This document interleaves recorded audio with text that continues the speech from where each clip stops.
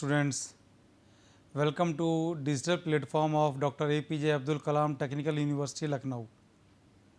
I am Dr. Tarun Kumar Gupta, Associate Professor in Department of Mechanical Engineering in GL Bajaj Institute of Technology and Management, Greater Noida.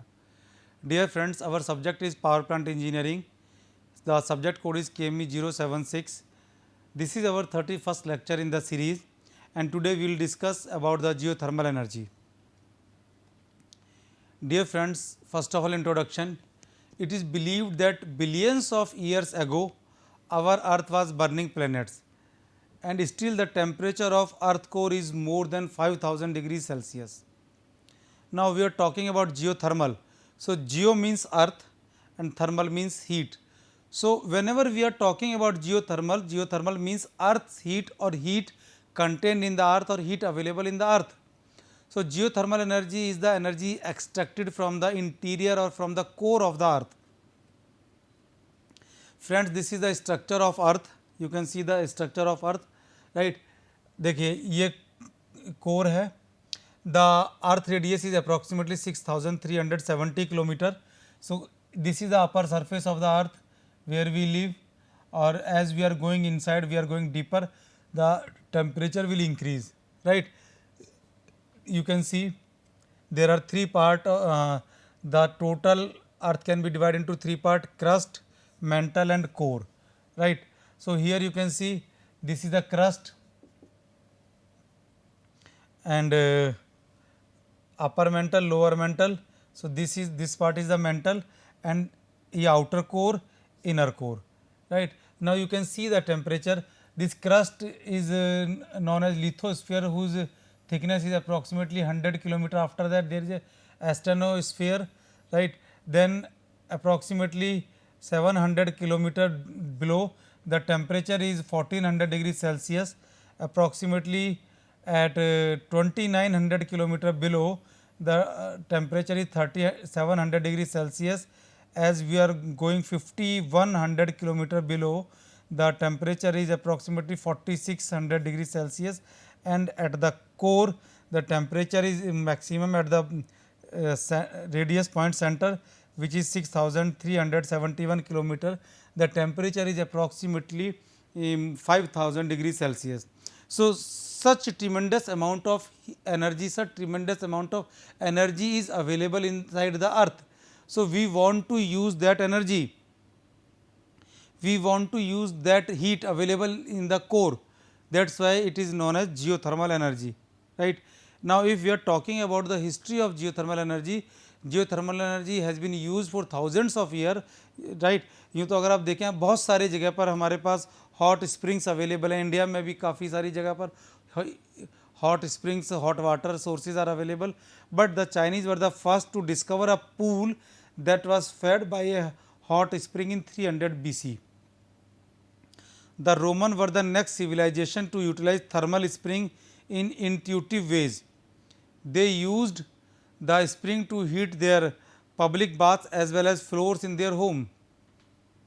The first heating system in Boise, Idaho was powered by geothermal energy in 1892. The systems were also used to heat greenhouse in both Idaho, Iceland and Tuscany. The world started to focus on even more application on geothermal energy by 1852, when Lord Kelvin had invented the heat pump, which could convert thermal energy into mechanical energy. In 1904, Prince Piero Ginori Conti invented first geothermal power generator at the Ladello dry steam field in Tuscany, Italy, and used to light 4 bulbs. In 1911, the world's first commercial geothermal power station was built there. So history अगर आप देखें, so it is before 300 BC, but it is 1911 when commercial use of this geothermal energy was there. Now what are the main parts of geothermal power plants?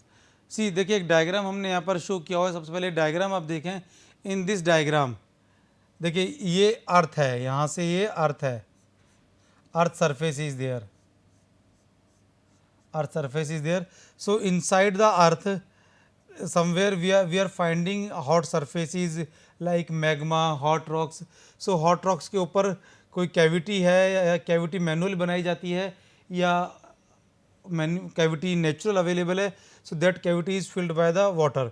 Sometimes hot water is available there, sometimes hot water is supplied there, right? So this water get heated due to heat available in this. So ये जो hot water है, इस hot water को यहाँ से lift किया जाता है, right? और इसको steam separator से अलग अलग किया जाता है, because this is at high pressure.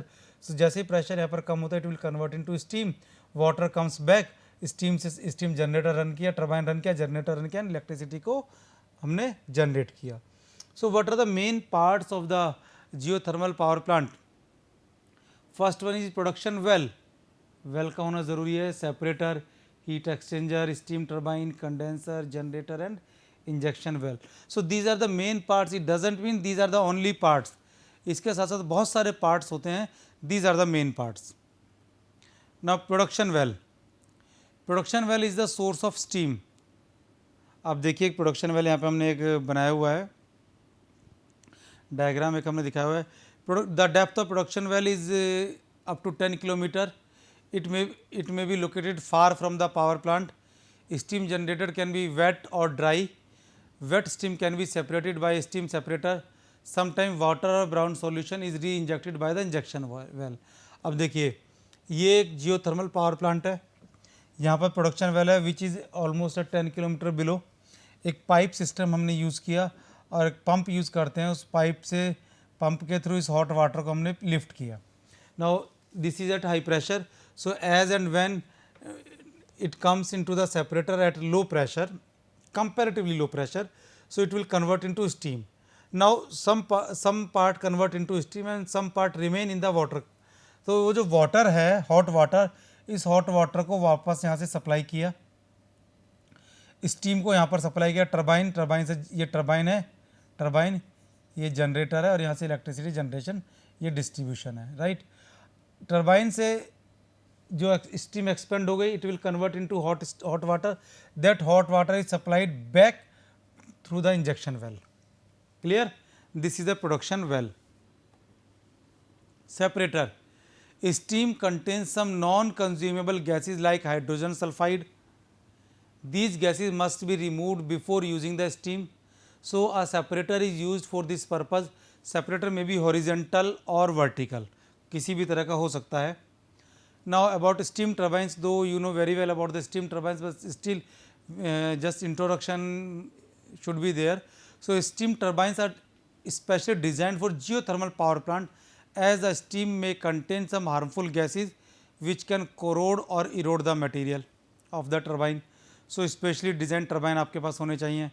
To protect from the effect of harmful gases, special coating is used on the turbine nozzle, rotor and on the blade. ठीक है. इसके बाद बात करेंगे इंजेक्शन वेल. अब देखिए इंजेक्शन वेल में क्या था, आई टोल्ड यू कि जो सेपरेटर है, सेपरेटर में से अगर वाटर पार्टिकल्स कुछ सेपरेट हो रहे हैं तो उनको हमने वापस यूज़ कर सकते हैं कि because those are very hot. और जो कंडेंसेट आ रहा है हमारा टरबाइन से, so the excess condensate and the brine remaining from separator return back to the underground thermal reservoir. Underground thermal reservoir में क्यों भेज दिया? Because it is already hot, so it will get converted into very hot water और steam with absorbing of little energy, small amount of energy. This injection wall is at some distance from the production well. Some reservoir have enough capacity that they can supply steam for many years without re-injections, but and some reservoir have small capacity. If reservoir have small capacity, then re-injection is required, and if reservoir have enough capacity, then re-injection is may not be required. Now working of geothermal power plants. Initially large holes have to be dug into the earth until a geothermal hot spot is found. Means आपको hot rocks identify करनी है. Hot rocks या you can say magma आपको identify करना है. कहाँ पर magma available है, hot rocks are available. So ये आपको identify करना है. Then pipes are inserted inside these holes through which water is sent and steam output is obtained. The production of power involves two processes. The first one is converting geothermal energy into mechanical energy. Second one, converting this mechanical energy into electrical energy. Clear? दो process होते हैं power produce करने के geothermal energy से, कि first of all geothermal energy को mechanical में convert करिए और मैकेनिकल एनर्जी से इलेक्ट्रिकल एनर्जी में कन्वर्ट कीजिए. अभी जो सेकंड मेथड है मैकेनिकल को इलेक्ट्रिकल में कन्वर्ट कीजिए, दिस इज़ वेरी इजी. शुरू से आप यही करते आ रहे हैं कि अगर आपके पास स्टीम अवेलेबल है, स्टीम से टरबाइन को रन कर दीजिए और टरबाइन को रन किया, टरबाइन से मैकेनिकल एनर्जी मिलेगी, उसके साथ एक जनरेटर कपल कर दीजिए, generator will convert mechanical energy into electrical energy. Clear है? Okay. The success of energy production depends on the temperature of the plant, which depends on temperature of the hot rocks in the earth. Water is sent through injection valve and reach the rocks, and then hot water comes from the production well. अब due to high pressure, when it reach the topmost of the earth surface, it get converted into steam. देखिए water available है inside the earth at high pressure. जैसे जैसे pressure कम हो रहा है, आप उसको ऊपर ला रहे हैं, तो जैसे प्रेशर कम होगा hot water will convert into the steam. ठीक है. This steam is allowed to pass from separator. Separator is the place where steam that comes from the earth is made clean by removing the brine and dirt so that they do not damage the turbine blades. Means turbine blades का जो damage है वो minimum रहे. The high pressure and low pressure steam runs the turbine. The generator is coupled with the turbine to produce electricity. The condenser is a phase changer where the steam output of the turbine is given to condenser and get converted into the hot water. This hot water is sent to the cooling tower where it loses its heat and then sent to the geothermal reservoir for further production of steam. Now, all the geothermal power plant can be divided into three types: dry steam, flash steam and binary cycle. First of all, dry steam. This is the simplest and oldest type of geothermal power plant. Means initially when technology was not so high, this type of power plant was used for using geothermal energy. It directly uses steam from the reservoir to operate the turbine. Steam is collected from the production well and used to operate low pressure turbines. Hence the working fluid is steam. The used steam is then condensed and inject back through the injection well. देखिए ये एक geothermal reservoir है. Red means hot water. तो ये ground surface यहाँ पर हमने mention किया हुआ है. This is a production well, this is injection well. Pipes यहाँ पर इंसर्ट किए हुए हैं. सो रेड का मतलब है हॉट. सो ये इस हॉट वाटर को which is eight high pressure, इस हॉट वाटर को with the help of pumps हमने लिफ्ट किया और जैसे जैसे ऊपर आता है इसका प्रेशर कम कर देते हैं. प्रेशर कम करते हैं तो this water gate converted into the steam. इस स्टीम से डायरेक्ट टरबाइन को रन किया. This is a steam turbine. I told you this steam turbine is special steam turbine which have coating, जिससे कि इसमें डैमेज मिनिमम हो. इस turbine से एक जनरेटर को हमने कपल किया. जनरेटर से सप्लाई को हमने आगे इलेक्ट्रिसिटी जनरेशन को डिस्ट्रीब्यूट कर दिया. यहाँ से जो आउटपुट मिला, जो वेट स्टीम मिली, कंडेंसर में ले गए, फेस चेंज किया. फेस चेंज करने के बाद उसको इंजेक्शन वेल से वापस थर्मल रिजर्वायर में सप्लाई कर दिया. So this is known as dry steam power plant. Next power plant जो हम यूज़ करेंगे that is flash steam power plant. अब देखिए flash steam power plant are most commonly employed geothermal power plant. They operate on the geothermal reservoir having water temperature greater than 180 degrees Celsius. The high pressure hot water from the reservoir flows up through the production well due to its own pressure. अब यहाँ पर pump use नहीं किया हमने. Due to own pressure, the pressure decreases as the water flows upward and hence some of it gets converted into steam. The steam is separated from the water by steam separator and sent to drive the steam turbine. The unused water as well as the condensed steam are injected back to geothermal reservoir through the injection well. अब देखिए now there is no pump. Pressure is high. So इस high pressure की वजह से ये water जो hot water it will lift. एक pump लगा दे, पंप से hot water lift कर रहा है. Here we are using a steam separator. steam separator में क्या है, steam को और water को separate किया. स्टीम टरबाइन में एक्सपेंड किया, वाटर को वापस जियोथर्मल रिजर्वायर में सप्लाई किया।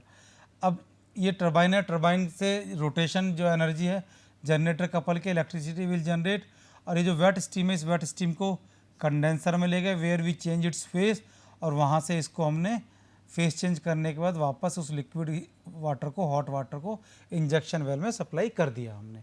This is flash steam power plant, right. इसके बाद हम बात करते हैं बाइनरी साइकिल पावर प्लांट की। अब देखिए binary cycle power plant are the recent development. They have made it possible to produce electricity from geothermal reservoir when temperature is even below the 150 degrees Celsius, right. In these type of power plants, hot water from geothermal is used to heat up another fluid whose boiling point is low. Thus the working fluid is secondary organic fluid and not the water from the hot reservoir, ठीक है। The heat energy from the water is transferred to the working fluid in the heat exchanger. As a result, the working fluid vaporize and then drive the turbines. The spent fluid passes through the condenser and the cycle repeats. The hot water is injected back into the reservoir through the injection well. You can see in this diagram, this is the geothermal reservoir. There is a production well. सो इस production well में से हमने इस hot water को lift किया और एक heat exchanger में से हमने इसको क्रॉस किया, और क्रॉस करने के बाद when heat is exchange here, so जो हॉट वाटर है इसका टेम्परेचर कंपैरेटिवली लो हो जाता है और इस कंपैरेटिवली कोल्ड वाटर को वापस इंजेक्शन वेल में हमने सप्लाई किया।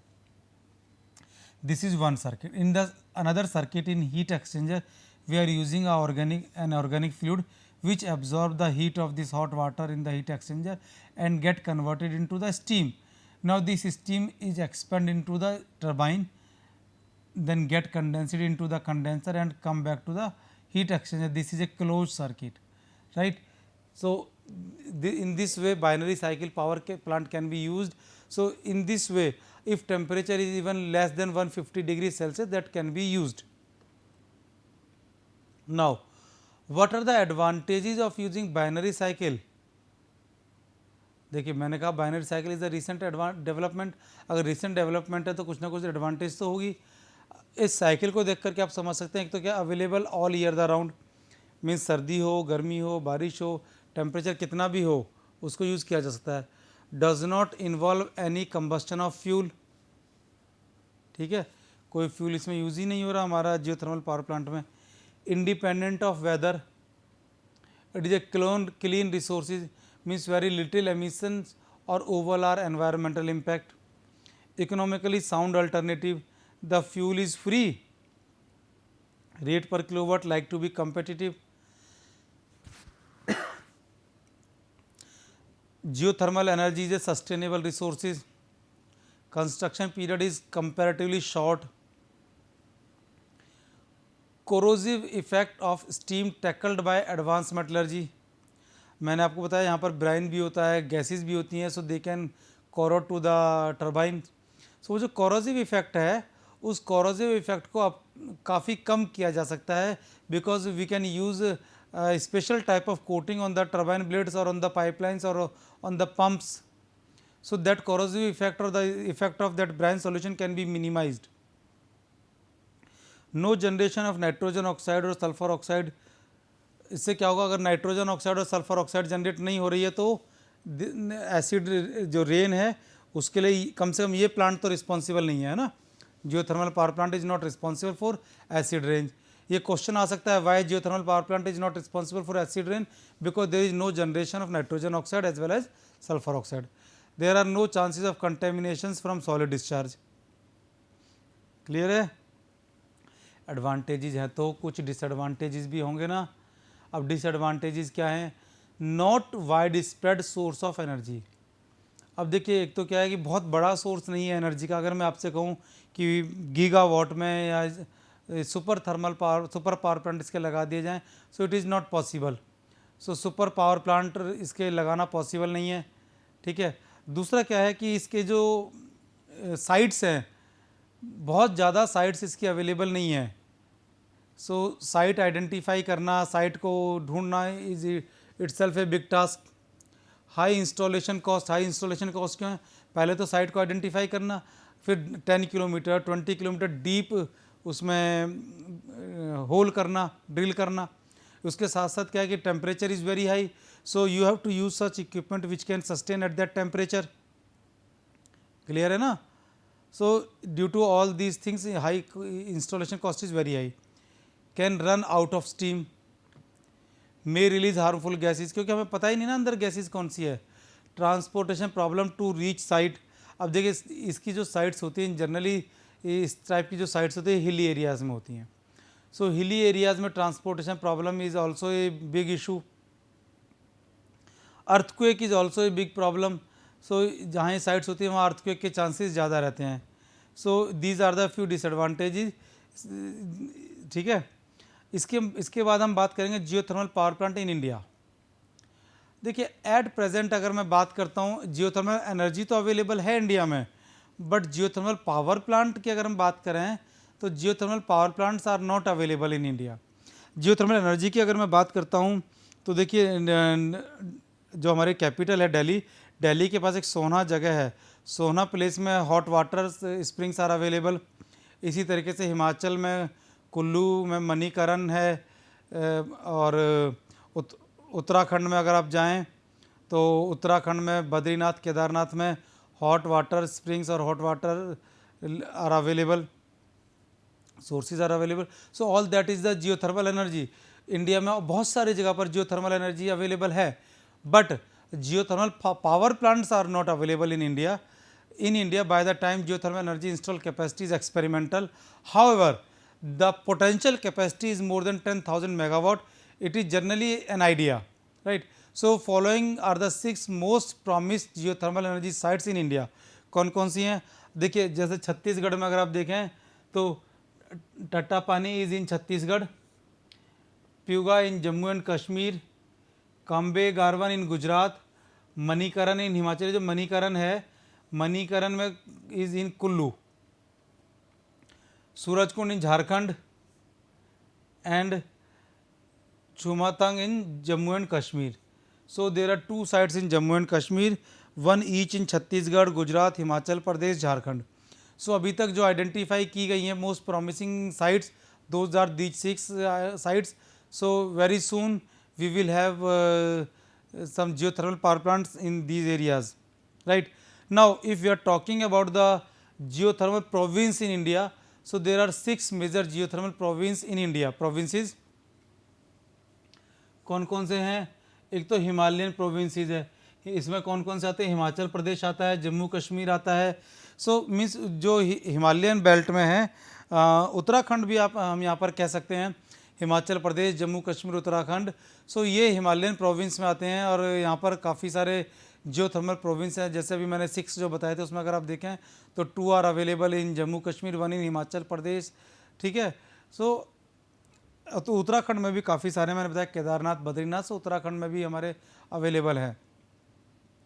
सेकंड वन जो है एरिया ऑफ फॉल्टेड ब्लॉक्स, जैसे अरावली बेल्ट, नागाल्यूशी, west coast region and Son Narmada increment. ये जो अरावली बेल्ट है तो जो अभी मैंने आपको बताया था near to be Delhi, Sohna में, so that is in Aravalli belt, right. Third one is volcanic arc. अगर वॉल्केनिक आर्क की मैं बात करता हूँ तो Andaman Nicobar arc, Barren Island is in volcanic arc. Next fourth one is deep sedimentary basin of tertiary age, that is Cambay basin in Gujarat. Cambay basin जो गुजरात में है, it comes under deep sedimentary basin of tertiary as. Next one is radioactive province. अगर radioactive province की बात करते हैं तो सूरजकुंड, सूरजकुंड कहाँ था? झारखंड में।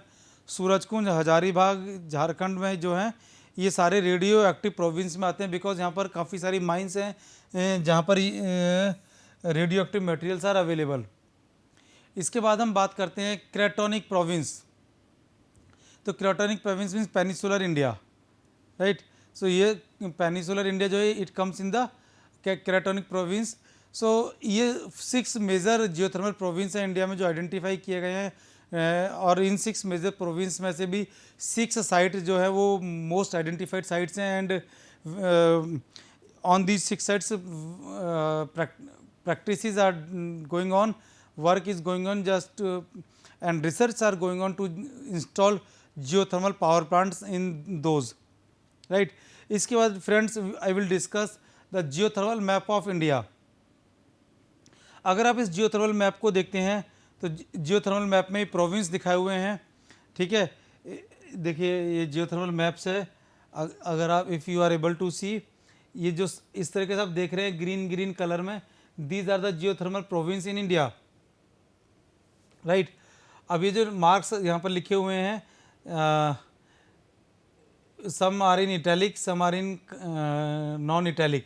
So italic means heat flow and non-italic means geothermal gradient. So देखिए जैसे मैंने आपको बताया दिल्ली के नियर अबाउट सोना है तो 76 and 96.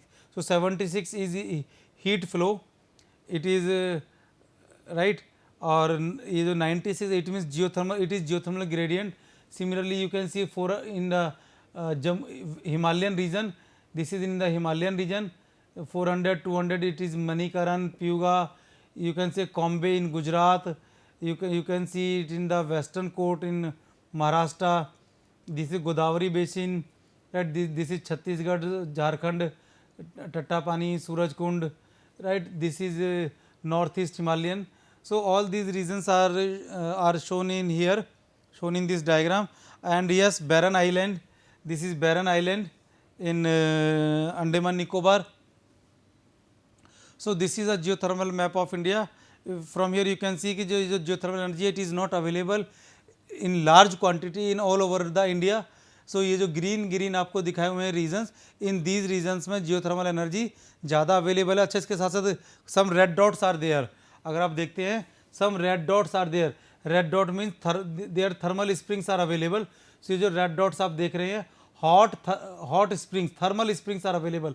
सोहना में थर्मल स्प्रिंग्स है, मणिकरण में थर्मल स्प्रिंग्स है, यहाँ पर और शो नहीं, ठीक है. तो ये काफ़ी सारे thermal springs are available in India. Now इसके बाद आता है what are the various problem assisted with geothermal conversion. तो one problem is risk associated with the geothermal resources, right.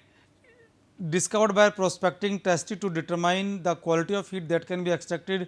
Prospective involves financial outlays with no certainty of return. Risk may be lower when data exists, but it needs test drilling.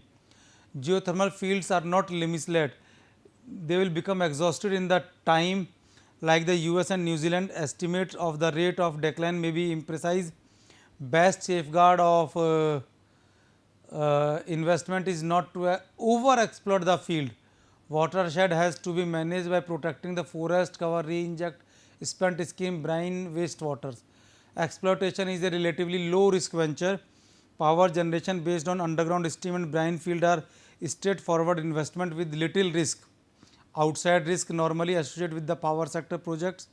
Technology is well established and extensively tested except for the geothermal energy from hot rocks and magma. So these three are the problem associated with the geothermal conversion. So thank you friends, thank you for listening the geothermal energy and this lecture. Thank you very much.